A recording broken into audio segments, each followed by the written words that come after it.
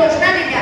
बाळ गंगाधर टिळकांचा विजय असो, बाळ गंगाधर टिळकांचा विजय असो, बाळ गंगाधर टिळकांचा विजय असो, लोकमान्य टिळकांचा विजय असो.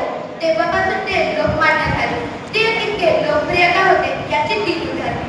सामान्य माणसाच्या मनातले बोल. टिळकांनी सांगितलं, स्वराज्य हा माझा जन्मसिद्ध हक्क आहे आणि तो मी मिळवणारच.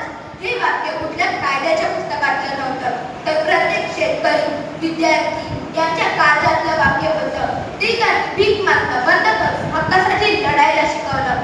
संस्कृतीतून स्वातंत्र्याकडे. टिळकांना माहीत होतं की लोकांना भाषणाने एकत्र आणता येणार नाही, म्हणून त्यांनी 1893 साली सार्वजनिक गणेशोत्सव सुरू केला. गणपतीबरोबरच ते स्वातंत्र्याचे पोवाडे गाऊ लागले. 1895 साली शिवजयंती सुरू केली. विस्कळीत समाज, धर्म आणि इतिहासाच्या धाग्याने एकत्रित केले. त्यात आणि आला टिळकांनी देशासाठी 6 वर्षे मंडळीच्या तुरुंगात काढली. तिथे त्यांनी गीता रहस्य हा महान ग्रंथ लिहिला.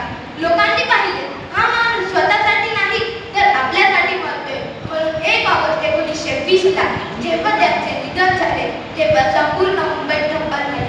2 लाखांपेक्षा जास्त लोक त्यांच्या अंत्ययात्रेत होते. टिळकांची लोकप्रियता फक्त गर्दी नव्हती. गांधीजी म्हणाले होते, भारतीय स्वातंत्र्याचा जनक आहे. जहालातूनही लोक त्यांना का मानायचे? कारण टिळकांनी लोकांना स्वाभिमान दिला. तुम्ही गुलाम नाही, या देशाचे मालक आहात ही जाणीव करून दिली. आज आपण मोबाईल टीव्हीमुळे कोणालाही फेमस करतो, पण टिळकांची लोकप्रियता 100 वर्षांनंतरही टिकली आहे.